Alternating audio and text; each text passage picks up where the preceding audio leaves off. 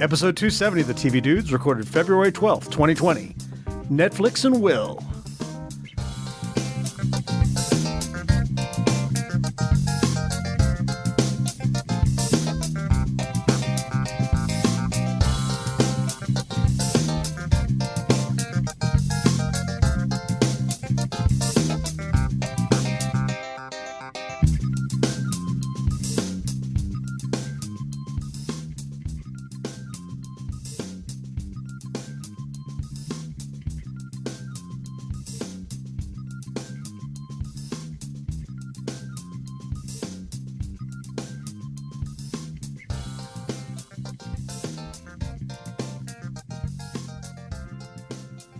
Welcome back.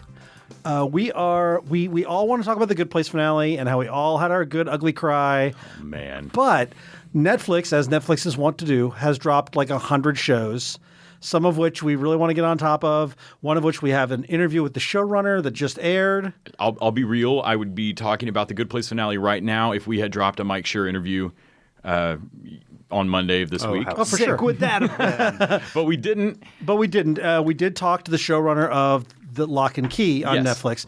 So we're going to be talking about several Netflix shows and then a little bank shot over to a Will Arnett show because we're talking about one that he's on. Mm-hmm. So what we're talking about is we're going to talk about The Good Place next week. Absolutely.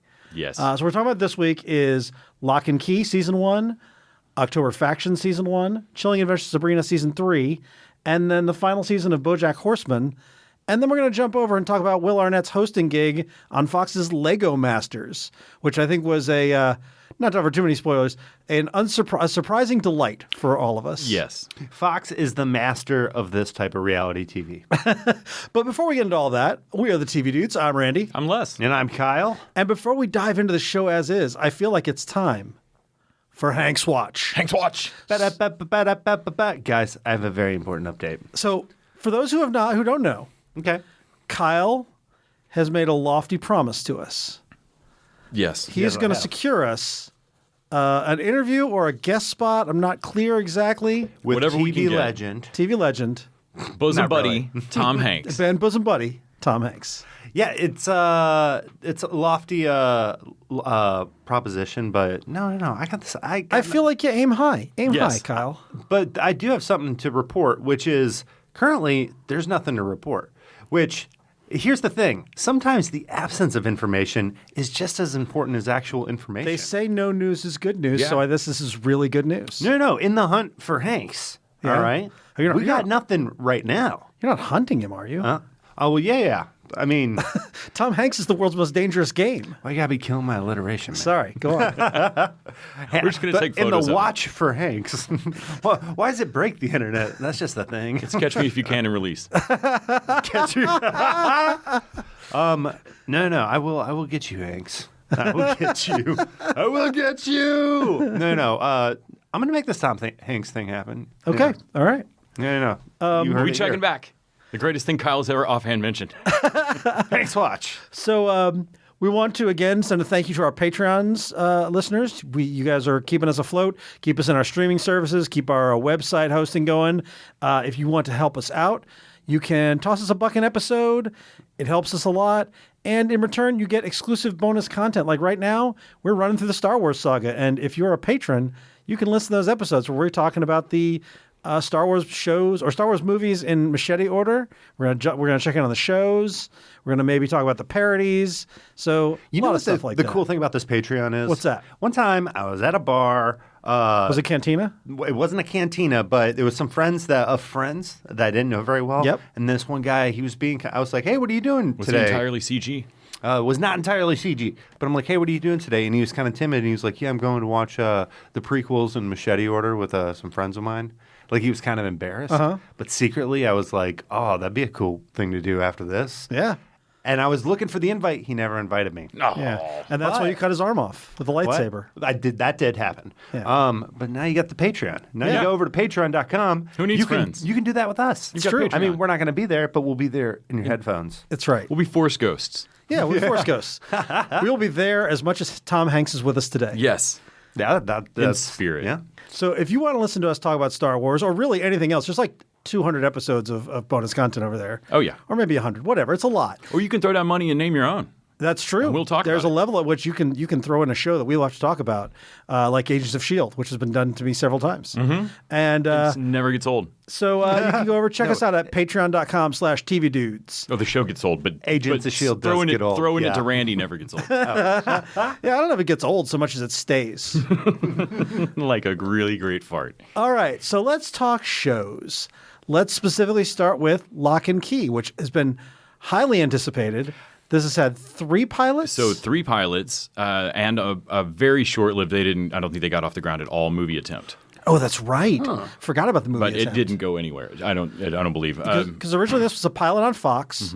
This is based on a graphic novel series by Joe Hill, who is Stephen King's son. Although he didn't want people to know that at first. He wanted to launch on his own laurels. And in order to keep that secret, he had to never be seen in public because seriously, if you lay eyes on Joe Hill, there's an immediate like, dude, you are Stephen King's kid, right?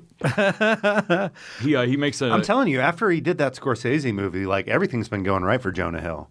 I'm gonna allow it. I'm gonna allow it. Yeah. So yeah, Joe Hill even makes a cameo in this. Nice. Yeah, a la Stephen King.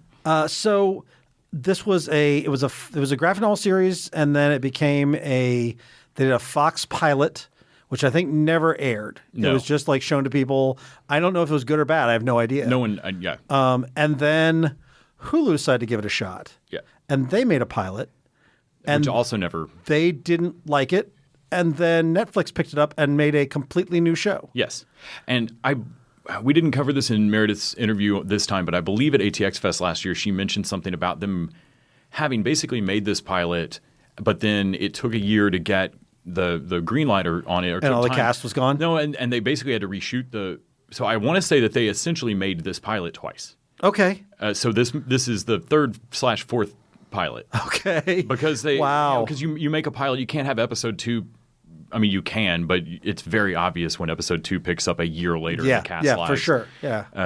And so I think they reshot at least huge chunks of this. So quick thoughts on this. I know you guys have both seen all of it, right? Yeah. I only got about 2.5 episodes in, and I wasn't feeling it. So I really dug it. Yeah, I was digging it too. I thought it was pretty addictive. It was like it wasn't too scary.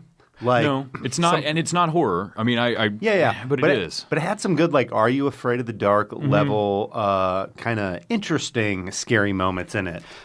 Doctor Who level scary. Yeah. It had a very British behind the couch scary to me. So the way they do in the first episode, they do the mirror key effect. So the premise of this for those who haven't. Okay. So yeah, the premise for this: these kids.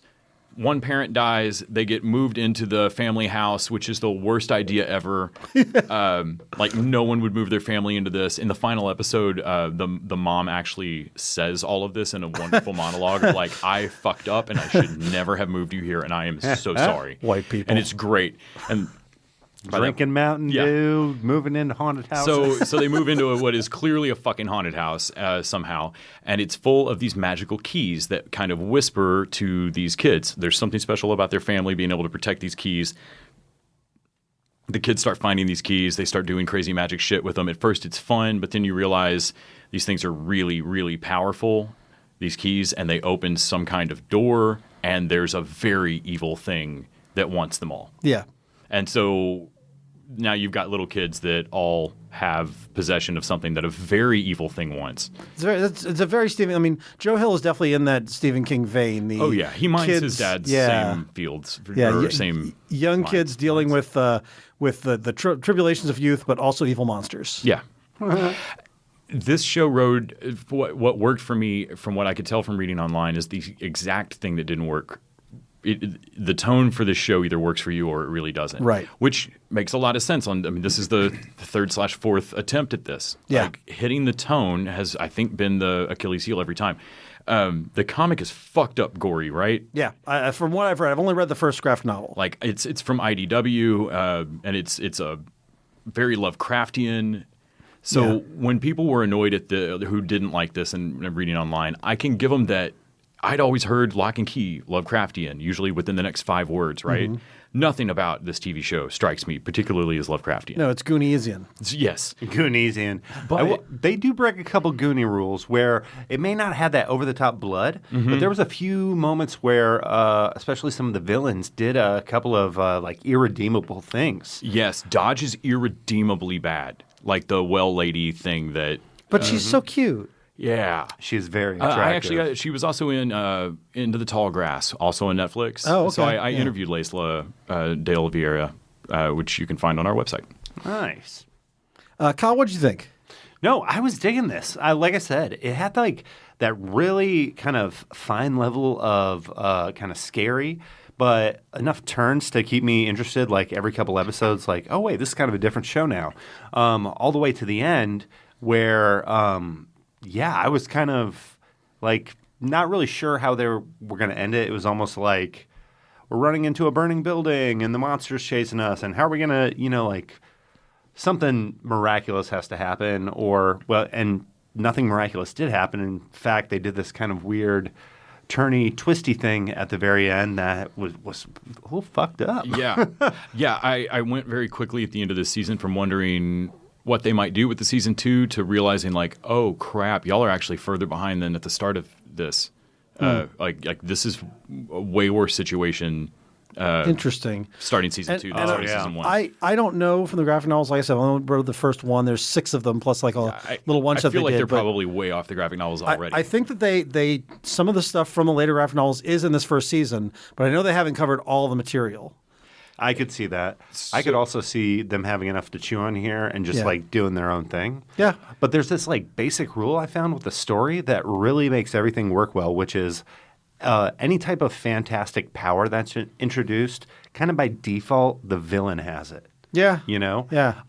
And what's nice about that is, in other shows, when something miraculous happens, we're often like, oh, it's a cop-out. But here, a character can get a key from the villain for like one scene, something miraculous can happen, and then they can lose it again. So it's like none of our heroes are OP, but the villain is always OP. Well, and I think part of that is because the villain's this immortal being and the heroes are kids. Mm-hmm. Like when Bodhi gets the Anywhere key, he uses it to go get some ice cream. When Dodge gets the Anywhere key, she uses it to like pull off this crazy spy maneuver where she goes, kills a bunch of people, steals a jewelry necklace. Like she goes on this spree. Been a long running scheme. Dodge was trapped in that well, and the Anywhere keys, like she couldn't just leave through a door. Right. She had to use the Anywhere. So watching that first episode is kind of where the weirdness of the tone really got me excited because you watch Bodhi be a kid young enough to find magic keys in his house and actually then go try them with this wide-eyed belief that they'll actually fucking do something. Yeah. And then be like, well, yeah, of course that let me go walk around and do whatever, magic shit just happened. But he's also young enough to get cold conned, like played by an evil being. And I mean, laughs at him like, fuck you, kid. I mean, to his credit, he figures out pretty quickly, you can't just take the key. Yes, and Bodhi's constant, there's a lot of really great moments of constant arguments of like, stop protecting me, tell me what's going on. There's at least 3 moments where a character has an opportunity to keep a secret and doesn't. Yeah, which is good. And I wanted to just applaud of like, thank you for making the drama of this situation literally anything besides a fake Arrowverse Oliver secret. So that does bring up a weird... I was not as taken with this as you guys. In fairness, I didn't give it as much of a shot. I only watched like a couple episodes. But it definitely had sort of a CW vibe to me. Like I feel like this would not be out of place in the CW at all. Yeah, there's something more fantasy about it than horror, and I think that puts it into kind of a CW charm. Well, especially because a lot of it takes place in high school. Yeah. And like the Savini Club is such a precious, non-real high school thing that I was like, I don't know about this. I don't know if I buy all this. And Stephen King does this too, where he creates these characters, these younger characters. I'm like, okay, that's an interesting version of childhood, but that's no one's actual childhood. Yeah, it's a little like reading Peanuts. Yeah, like, exactly. And it's... You 40-year-olds are very short. I can be won over by that kind of thing, but I wasn't in love with most of this cast. I like I like the mom. I like that actress, and I like the woman playing Dodge. I think she's great. But I think that the kids I didn't quite plug into. And Sean Ashmore, is it Sean Ashmore or the other Ashmore? I believe it's Aaron. Aaron Ashmore. I feel like he is definitely CW level. Maybe it's like the Olsons. Talking about maybe. Iceman? Yeah. Maybe it's like the Olsons. Maybe it's one Ashmore moving very quickly. Oh, it's possible, yeah. In which case, I've met the Ashmore. Is it just me, or did that one kid look like Ryan Felipe, like young Ryan Felipe? Oh, yeah, I get that. I can see that. Straight out of And Cruel also, Intentions. man, the serial killer kid, Sam, that is a painful amount of 5-head to have in high school. Oh, yeah. The I kid was has catching like some of a that. giant skull. Yeah. At any rate, I think I'm in the minority. I think I've definitely seen some people griping about it, that they did not enough like graphic novels. I mean, I can get that. For me, for the amount of stuff that we've all watched on Netflix, this clipped along really well for me. The weirdness of the tone, like the every time I'd start to think it's light fantasy Goonies, someone would get thrown in front of a subway train and fucking die. Yeah, that's fair. And I'd be like, oh God, the stakes are insanely real in this. And so there were just a lot of stuff that works. I'm going to take a moment. If you don't want spoilers for some couple of things in Lock and Key, just stop right now. Yeah, and there's some good things to save for the end if you're digging this even the slightest bit. Yeah. 10 episodes, like 45 minutes each. Yeah. So here's fair Spoiler warnings. There are also some spoilers in the interview because we waited till it released to put it out there. So the mom is a recovering alcoholic. Yeah. And in the comic, she is a weeping on the floor, like drunk at the start of it. Not super subtle. So they start her sober. She's been sober for like 6 years at this point, and that was a choice that they made different from the comic. Yeah. But they use this really fun device where adults just immediately, like weirdly forget what the fuck just happened because they just don't remember magic. They can see it when it's happening Peter to them, Pan literally. logic, you know? Yeah, sure. Yeah. And it's really wonderfully played where the kids look up and are like, Mom, we were mid-sentence. Like we were in conversation about this. Yeah. It's really odd. And I really like that. And Bodhi, it's one of those really great lines where Bodhi's like, well, duh, I mean, she's an adult. It's funny. I've been watching the Aaron Sorkin masterclass. That's a story for another time. But one of the things that he said is like, in your screenplay, if there's ever a moment where the audience goes, what? That would never happen. The easiest way to get out of it is just have a character go, wait, what? Yeah. Why would this ever happen? Yeah. Yeah. And Bodhi's like, she's an adult. That's why she doesn't remember. Well, at one point, enough of this shit piles up. Like the kid who attacked them the first time eventually like makes his way back to their house and attacks them again.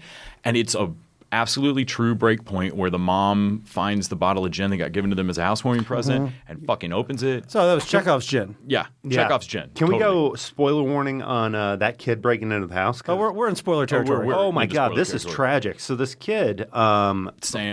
Sam, you get his backstory and you find out he comes from this broken ass home. Yeah. And that he was actually manipulated by the well lady. I was gonna say I thought Dodge probably Totally played. Like, Yeah, did yeah. she put the key in his head or something? No, There was a painting. She just plays. She just straight Yeah. plays him. Okay. Plays him hardcore. And again, very nod to Stephen King. Like it's Yeah, very yeah. like let's whisper to the one loser who isn't in the losers club but should Right. be. Yeah. This kid totally should be, and he almost is. Tyler befriends him, and Yeah. the well lady just poisons it. Yeah. Man, but they do this great thing where it's like they redeemed him as much as you can. Yeah. But still in that this motherfucker can't Yeah, live you can't. kind of Yeah, way. yeah. And what they do, are you familiar with the death door? Did you get that far? I did not. Or the skull door, Yeah, I guess so you would call it. It lets you walk around as a ghost, Yeah. Okay, I got to that. Yeah. but that door needs to stay open. If the door Oh, shuts, you die. you die. You're Yeah. you're just stuck away from your body. Somebody Okay, would have to all right. key open the door. Same as like you could get stuck in your head with somebody took the head Right. key out while you were right. in there. Okay. But in the meantime, your body is literally a cold corpse Yeah. laying on the floor. Yeah. Yeah, and somebody left the key in there, and he ran out the door, and before he could figure it out, they shut that door on him. Oh, that's Yeah, rough. just as he kind of realizes what key it was and what happened, and that he's a ghost and that's my body, and then the cops run in and shut the door. Oh man. Man, And it they was like a redeemed him. gut in- punch. Like I don't know if you felt for him, but you were finally like, oh man, you got no brakes. But I'd have sworn 15 minutes prior to that scene that I'd have laughed when Yeah. that Oh, kid got yeah. fucked. And then I was like, you sons of bitches. Like, you turned that around as much as humanly possible with that kid. I was really surprised. The thing I was going to say with the mom, when she starts drinking, she suddenly remembers everything magic. And they do a beautiful moment where the kids wear the kids have to choose that they simply cannot let mom keep drinking, even if it means her being on their side for this. Yeah. And I thought that was just really nicely done. Yeah. All right. So that'll end our spoiler segment. So if you're just coming back, end of spoilers. We're going to have We didn't spoil the biggest thing. Oh, well, I mean, I guess there is a much bigger spoiler at the end. Oh, okay. yeah, there's some crazy spoiler stuff. There's some Chekhov keys. We don't really have to Yeah. to spoil it. It just was kind of cool and cold-blooded. All right. I hope they get a season 2. I'd be looking forward to it. I think they probably will.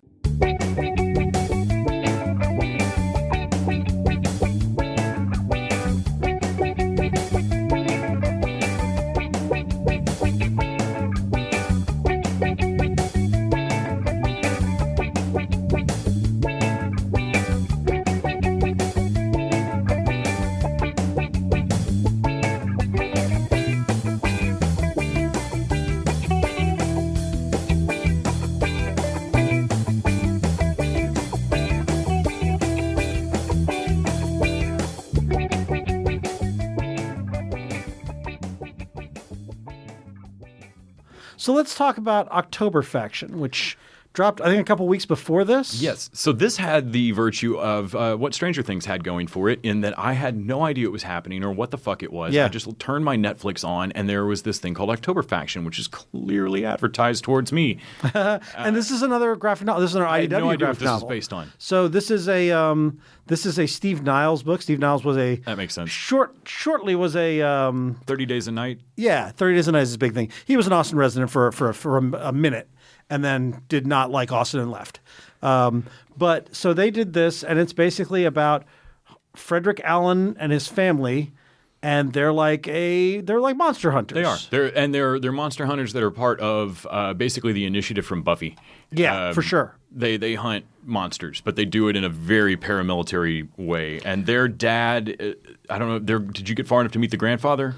I did not meet the grandfather. I've met the grandmother, but I never saw the grandfather. I saw, I think, 2.5 episodes of this as well. The grandfather is an actor that you'll recognize, and he is a delicious bad guy. Well, I learned something in watching this, is that not everyone is Cameron Fry from Ferris Bueller's, because this guy who's the lead, I thought he was Cameron Fry, and I No, thought he was not Cameron Alan Rusk. Fry in numerous other shows. Like, I thought Cameron Fry had a lot of other shows. He's also not academic Gary Cole. right.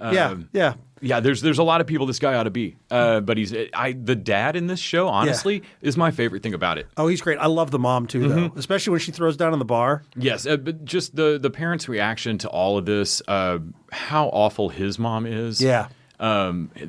This show shares a lot of DNA with Lock and Key in terms of like parent dies, kids move home to a family, or Yeah.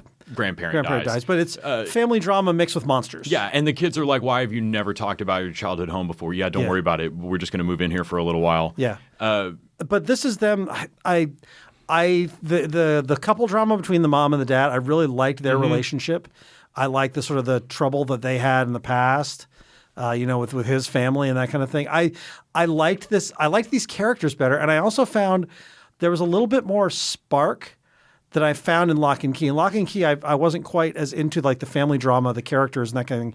I liked this family. I liked all the interactions with them. Yeah, this family was more fun and felt less. And maybe it was because they had a tragedy one level removed. They weren't supposed to be dealing with the dad dead. Yeah. But the family was a little more lighthearted. Yeah. For dealing with all their shit. And they picked on each other. They chirped on each other a little differently. Also, and when they do their action sequences, I thought their action sequences were really good. Yeah, the first couple of monsters they run into, I was like, oh, this is just going to be generic monster thing. And then they introduce the lady that breaks free from the chains. That is you realize that this whole October Faction paramilitary group is very scared of warlocks. Yeah. And anybody that can wield magic. And so that's going to be the central thing. This woman is hunting or making her way to their magic house. Now, did you guys both finish this? Did you watch any of this, Kyle? I didn't watch any of this. Okay. So, but Les, you finished it. I finished this. And do we want to go into spoiler territory at this point? What did you think about it? So I really enjoyed it, and it's going to be hard for me to explain why without going a bit into spoilers. Okay, so we're going to jump into spoiler territory. So I watched this while homesick, and so I just binged straight through it. It went from like, oh, thank you, Netflix. I happen to be home for these couple days. And then to the end of it very, very quickly. And it felt very cotton candy. For sure. There was a lot of stuff that I loved about this building up where I was like, ooh, I want to visit. I want to revisit that. I want to revisit that. I want to revisit that. Had a little bit of supernatural vibe to it. Yeah. And then almost everything that I was interested in that regard gets absolutely obliterated by this twist that they pull. Is it the very last episode they do this twist, or is it? No, it's a couple before. Okay. They reveal that this woman that has been hunting down or just mowing through October Faction people, that she is actually the mother of those two kids. Yeah. That the October Faction raised a town, like just killed everyone in a town in a mass murder and stole these two babies. Wait, spoiler territory? Oh, Yeah, we are. We're in spoiler territory. Okay. Yeah. I missed that part. And that, like, when that happens, it vilifies the October Faction so solidly that I was like, well, shit. I mean, and they deal with the kids dealing with the parents about that and everything. I mean, they do have conversations about that, but at that point now I can't care about watching old October Faction missions and stuff. Like you've killed off that past for me. They're Nazis now. Yeah. And in the meantime, you've got this other army faction of monsters, because that's kind of what the premise of the show becomes, that the October Faction's been hunting down sentient monsters, and that's just cruel, right? Yeah. Monsters are people too. And so they run into a paramilitary squad of monsters. Oh, that's interesting. And they don't really go into that, like how you want to see the flip in, side of that. And the October Faction people don't even know that this is happening, because if it's possible for monsters to get together like that, then we shouldn't be killing them like this. Right. And this just seems like an impossible thing for field agents to have not noticed by now. So there were lots of little things where I was like, to go with the clip you're going, we're going to have to ignore several plot holes. Fuck it. So I found myself super enjoying October Faction, and then immediately going, what was that about? I should probably not think too hard about that, or it's all that whole house of cards is going to come apart. So the twist didn't ruin it for you? No, but it there's a lot about the show that if you blew on it real hard, it would all fly apart. Okay. All right. I'm. If I was going to finish either one, I would probably have gone back to October Faction, but neither one hooked me enough to go back and finish up.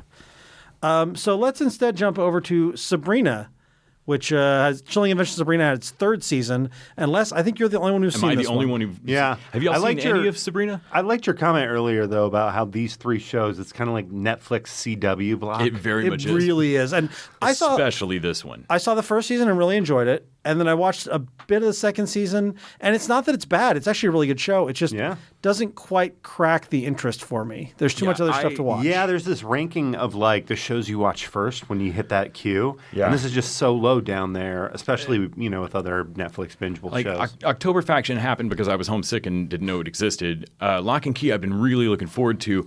I wouldn't have made time this week for Sabrina if we weren't doing it for the show. Right. Dedication. That said, I really enjoyed it, and I probably would have watched it eventually. The first season did a weird camera filter thing where the center of the shot would be in focus and everything else would be kind of fuzzy. Oh, yeah. And it made it all kind of feel grimy and weird and dark, and there was something about it that I couldn't get used to. It really took me a minute to get used to the look of the show. Now, it's been a while since I've seen the first season. Was that a filter on top of it, or were they actually using lenses where really that was don't know. in camera? I don't know. I really hope it was in camera, because it's a beautiful. I mean, it really is a neat effect. It just was hard for me to get used to. If it looks good, it's probably in camera. But like when they do it and they just put it on top, I mean, it looks like you're looking at it through a shower curtain. Somebody cut a hole in. It was a little odd. Now that I'm used to it, it's the style of the show, and I expect Sabrina to look like this. The weirdest. I'm a sucker for. Same with Supernatural. I'm a sucker for shows that take Judeo-Christianity and use it as a mythology the same as like Norse or Greek. Yeah, sure. Which is very much what they do. Like in the first season of this, they set up this like weird, silly academy of witches that have all they traded their souls to get their power from the Dark Lord, Satan. And so it's very like 80s satanic panic, but just out like, oh yes, praise Satan, hail Satan, like just very calm. And they're like, go to heaven. like what in heaven? Well, they're like conservative Christians if it was Satan instead of exactly. God. Yeah, they're the most like suburbanite Satanists. It's great. And they're so Sabrina's this super chipper, Like that was a very charming thing. By the end of the second season, they have which this is spoilers for even starting season 3.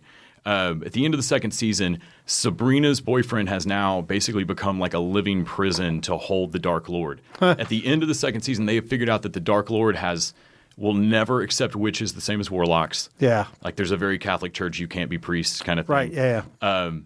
And that basically they're just fodder for him. He's planning to set them up and use them later. Yeah. And they depose him from the throne and imprison him inside Nick, this great. kid. Yeah. And so this kid has like what feels like for him an eternity happening of like inside himself fighting with Satan and a just huge like success tragedy kind of end of the season. At the start of season 3, Sabrina is basically all of hell is waiting for her to claim the throne because she should be queen of hell. She is the only living being with Morningstar's blood in her veins. Like she is actual child of Satan and should take the throne of hell. You've got Mrs. Wardwell, who turns out to be Lilith. Yeah. She actually wants the throne of hell, but hell won't accept her as the they think she's an usurper or a fake pretender to the throne. Mm-hmm. And so this season they're so far outside. Like they took all of that Judeo-Christian mythos weirdness and ran it literally into the ground. And now they're at a point where they've deposed Satan. All the witches are basically powerless because they've literally like imprisoned their power source, who can't be given them power anymore. Right.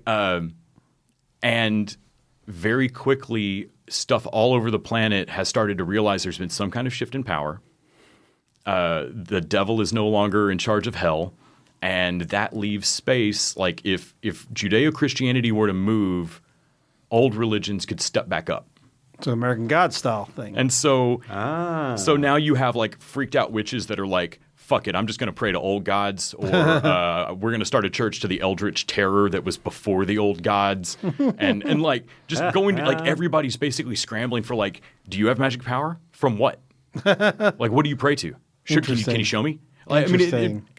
Yeah, so they've gotten into this just crazy territory. And this actually loops back beautifully to Locke and Key because this is now more Lovecraftian than anything in Locke and Key because, yeah, they go find like the old head priest at one point, and he's like a crazed old man at the seashore trying to like pray to Dagon. Like, that's not exactly what happens, but it's wild. This show is one of those weird things that starts out odd and small, and it's just gotten crazier and crazier. Interesting. Very iZombie. Okay, all right. Nice. So another CW reference. Very much, and it actually CW ties to. I mean, they don't. This is not in the same world as Riverdale, but they actually go to Riverdale a couple of times. That makes sense. People reference a diner in Riverdale. One of the best moments in the entire series. They go find a magical artifact. They're literally looking for anything with power, anything with juice. Right. This is all very supernatural plotty, and they find this thing that's been buried inside a tree. And so they crack open this tree and pull this thing out, and it's got its own guardian that comes to hunt for it. Well, it's a maple tree. So the thing that crawls out after it is just covered in maple syrup and keeps leaving like bloody maple goop, blue, like, and every once in a while, like a character's like, man, why do everything smells like maple? And like this thing like trudges out. I'm just crying. I'm like, oh, fuck yeah, this is what zombies in Riverdale that crawl out of maple trees would look like. Oh, nice.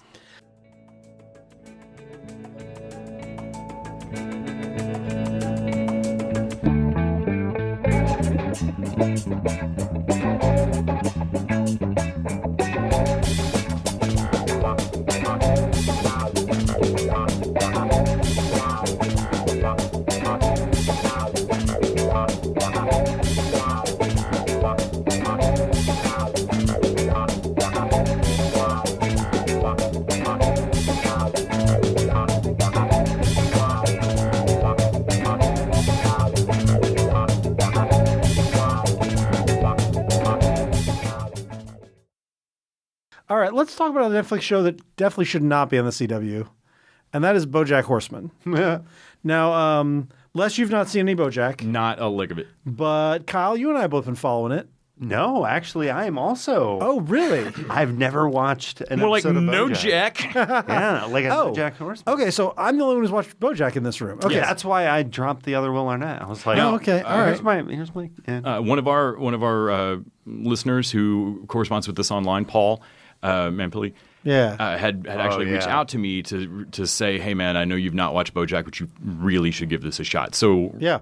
So I granted, watched. Randy, we also discussed the other day that overselling things can make people not watch them. It's true. So oversell me. I watched BoJack Horseman starting with season 2. I watched the first episode of season 1. And I was like, this is crap, and never watched anymore. And then I started hearing people talk about season 2, so I started watching it and fell completely in love with it. But I've never gone back and watched season 1. So this final Like a Parks and Rec thing? Yeah.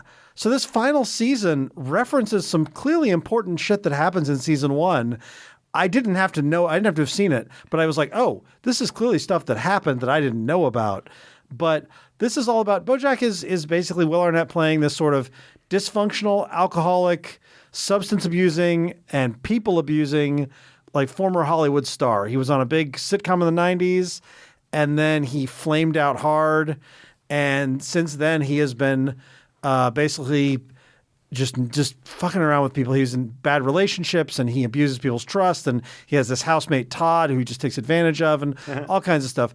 And as we go on, we've seen BoJack sort of start to reckon with his fucked up childhood, that his mom is just a terrible person, and that his dad was like this famous, like, I don't know if he was a famous racehorse, if that's just he does this thing where his dad is like a merger of his actual dad who died and Secretariat, a character he plays, because he is a horseman.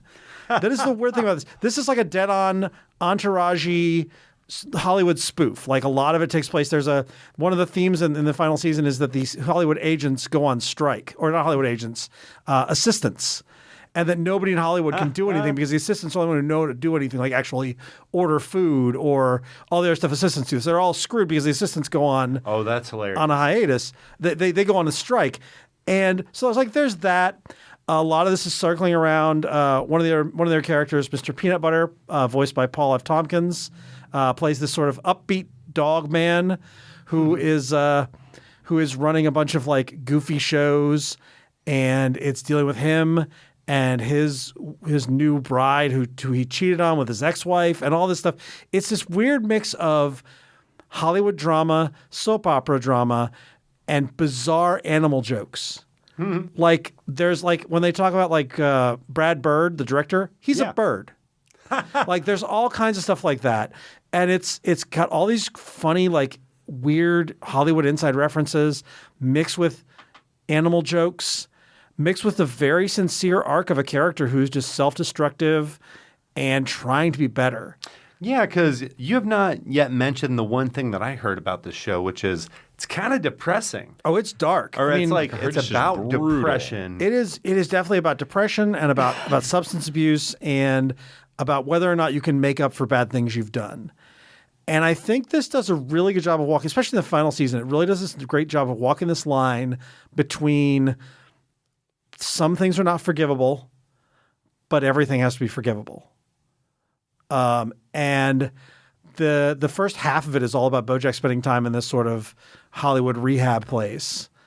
And then the second half is a thing where a bad thing he did with his like childhood co-star.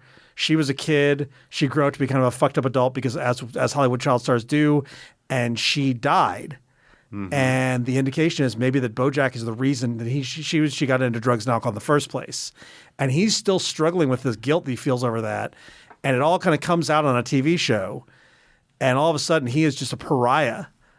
And he's a pariah to all the people he knows. And he's trying to figure out what he can do to make amends, and if his life is just basically over. And it addresses things like cancel culture, and it addresses things like it addresses suicide. Like, it is very deep and very dark for a cartoon. But I really love this, and there's definitely the final like episode that features him having some heart-to-hearts with some characters that he's known for a long, long time. Gives us some very satisfying moments, some very satisfying resolutions for these character arcs, and what I found to be a really great, fittingly melancholy, but also weirdly uplifting goodbye for Bojack. The best thing, you haven't mentioned the best thing that has been a selling point of making me want to keep this on a list, even though it doesn't look like something I would really dig, is that this is the same creators as Undone. Yes, it is. And this is a little less serious than Undone, but it definitely has that sort of same careful approach to mental health and that kind of thing that you don't really see. The other thing I want to say about the show is the voice cast is insane. I'd say Aaron Paul is in it too. Aaron Paul's a regular. Alison Brie is a regular. Will Arnett is the lead. Amy Sedaris plays a regular character. Nice. And then you get like Lin-Manuel Miranda is in an episode. Paul F. Tompkins is. Paul F. Tompkins is a regular. Like you will look at the credits at the end of these episodes, and they get some celebrities playing themselves, but also like Margot Martindale plays herself as character actor Margot Martindale and keeps going on crime sprees, and that's a running gag that never gets old and pays off nicely at the end. But you will roll the credits and you will see these voices. And you're like, holy crap! How many voice actors were in this? And it's like everyone who's in Hollywood is clearly on a voice for this show. It's spectacular in that way. So I feel like you either know and love it or it just hasn't crossed your radar. But it is definitely worth watching. And I thought it had a just really fantastic ending. Nice. You may have sold me. All right, so let's jump over to Will Arnett's other project. Wait, Will Arnett has another show on right now? That's not Bojack Horseman? Oh, he may be the most fantastic show host ever. And we're talking about Lego Masters. Yes, Crunchy. or as I wanted to call it, Making It Extreme Lego Edition. Brick it. I've talked to this a little bit about with a couple other friends who watched it. Do you guys get the sense that maybe this is a contractual thing for Will Arnett and he's like, I got to do what? I can't tell, or if that is actually Will Arnett shtick. If he's just putting that on, yeah. Well, here's the thing. I would lean that this is a purposeful character because I do feel like the show is very aware of reality TV tropes. Yeah. Oh, yeah, So for sure. What they're doing is they're leaning into it, but I could also see where that could come off like, oh, I don't want to be here, or another one of these. Yeah. Right. It reminds me a little bit of, there was a very short-lived You Don't Know Jack trivia show. Oh, yeah. Where Paul Rubin was the host. Only he didn't go by his own name. He was playing a character that was a cheeseball douchebag host. Right. And Will Arnett just keeps the Will Arnett name, but I love that, like, every time he talks about his Lego credentials, which he does a lot, the only Lego credential he has is being Batman. Yeah. And he doesn't have any problem with that being the end of the list. And he's definitely playing into that the overconfident, foolish Batman of Lego Batman. I mean, it sort of makes sense. When we were, when my wife and I went to London, they have this Lego scanner where you get in front of it and it'll tell you what Lego character you are. She gets up, it scans her, it says, "You're Alfred from the Lego Batman movie." I get up, it scans me, it says, "You're Bruce Wayne." And it's got me in the white tux with the humidor lobster. Nice. Yeah, it was fantastic. So this definitely, as Kyle said, it's got such the tropes, the gotcha music, the flashy lights, the gold Lego brick that gives you immunity. And in the first episode, then when they pull the car out, that bit was so good. They keep doing bits where you think, okay, they're going to give away a car, and then Arnett's like, it's not the car. It's better. And then then they open the trunk of the car and it's money. Like, it's not the money. It's better. It's better. It's like, just, what? It just gets sillier and sillier. And I got to give it up. Same as Making It. The people that they got as builders are really, really good at building shit out of Lego. Yeah, and also, I mean, not just talented, which is important for They're something really like fun this, couples. but they got a newlywed couple.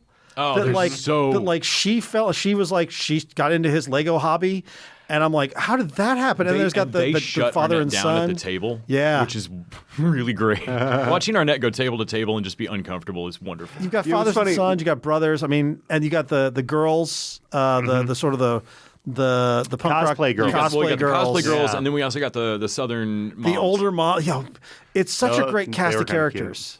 Yeah. No, I was going to say that moment when they shut Will Arnett down, I was looking at the person next to me. I was like, why won't they just go with his bit? Like, everybody's going with this bit. And they're just like, no. It reminded me on this season of Making Legos. It where Amy Poehler kept trying to get a hug or ingratiate herself to the one lady, Justine or whatever her name was. I was delighted by, and I can't remember which team this was, but one of them was like, I didn't come here to play, I came here to win. And the other one's like, I came here to play. Yeah, that was great.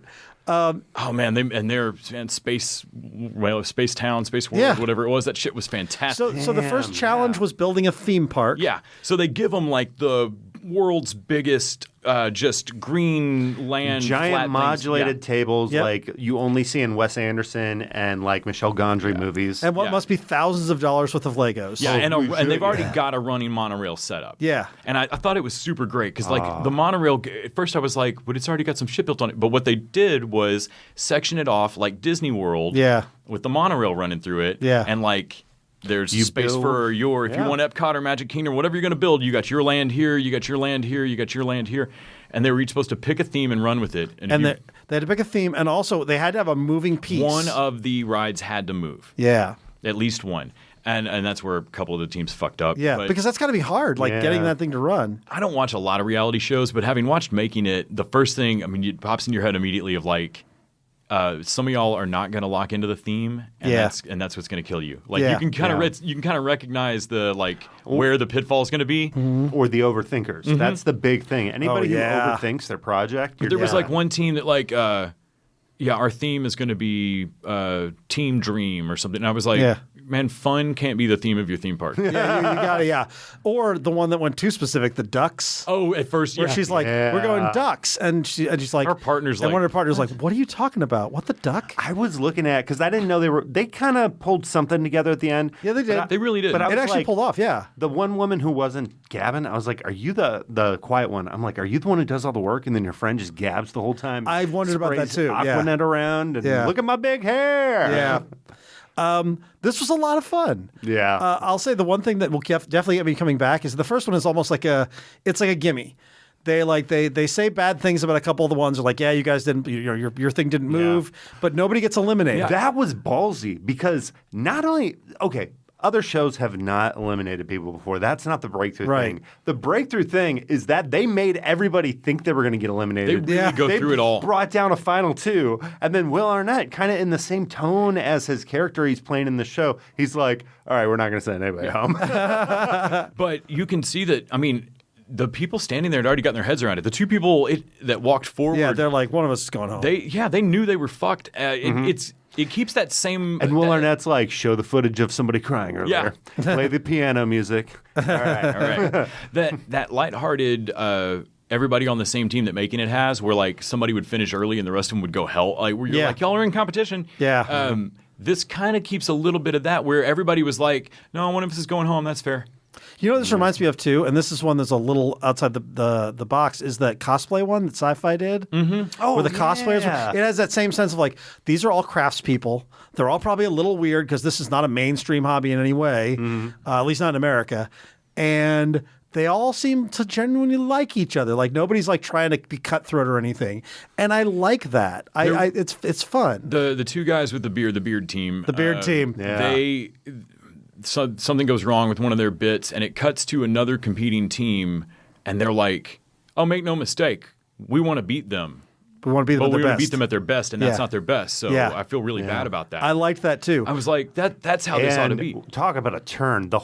They get theirs done so quick, and the whole episode, you're like, look at that. Everybody's like, we got to do something that cool. Yeah. At the very end, this one little component doesn't work, and none of their thing. You don't get to see any of it. They did a great job on that too. The way they shot it was like they shot it almost moving, then stopping, and then clicking, and then they come back and they show you it again. Like, and they're setting you up to think, oh, it's gonna work. Yeah. And it doesn't. Kyle, you had just texted me when we were texting back and forth about this. I was in the middle of watching the episode, and you texted me about it's great with all the animations. And I was like, what are you talking about? Wow. And about that time, so they go into, for just a second, on each of the projects. Yeah. Mm-hmm. And they animate them like the Lego movie. So you see people kind of move through the town. It's fantastic. And they usually put the architects in there as little Lego peeps. Oh, yeah. Which is great. Yeah, the minifigs. Yeah. Also, one last thing as we talk about this, the judges on this. Mm-hmm. The judges are legit. Like one of them builds all the architecture stuff for Lego. The other one has like launched the girls line of the Lego Friends. I noticed that their judging is a lot more. It's like having your professor come around at Lego University. Yeah, they come around and are like, okay, you need to step it up. I see you building a lot of square stuff. You're just stacking. You're just stacking bricks. Not and so now many I need bricks. you to look here. Smooth out those edges. You got to start thinking big. Like they're literally giving them like hey, step it up. This is not enough. And It really reminds me of Tom Colicchio on Top Chef. yeah. And he's one of my favorite judges because he comes in and he knows he's intimidating them. Like he knows that he's interrupting them, but he's so genial. And he's also a guy who like gives advice. He's like, oh, you're gonna do that? Okay. All right. Well, I don't know if they did like reality TV rule number 1. If the judges say to do something, you do it. Yeah, do it. Or that bit they talked about, take that off your piece entirely. Yeah. You know? They even say when they bring the 2 people down that think they're going to go home, like, when we give advice, take it. Yeah. Oh, that Cuban father and son crew, they were one of our favorites. Yeah, I like them. Yeah. Oh, because they both cried. Yeah. I want to see them stay in it. But no, the last thing about the judges is I feel like because they work for Lego, it's like credentials you don't get on any of the cooking shows or on making it. It's like true. they are Lego, and you're making Legos. I cracked up that when they introduced the judges, they cut to one of the contestants who's like, Brickmaster Jamie. Yeah, it was like Troy meeting LeVar Burton. Yeah, totally. He's like, you can't disappoint a picture. All right, so that's it for us this week. That was a lot of TV. That's a lot of TV. Netflix and Willen this week. Oh yeah. We hope you all enjoyed it. Thank you, Kyle. Thank you, Les. Yeah, thank you, Randy. Yeah, thank you, Randy. And thank you to all our patrons, as always. Reminder, you can go over to patreon.com/tvdudes, throw us a book an episode, listen to us talk about Star Wars and other stuff. And until next week, TV Dudes out.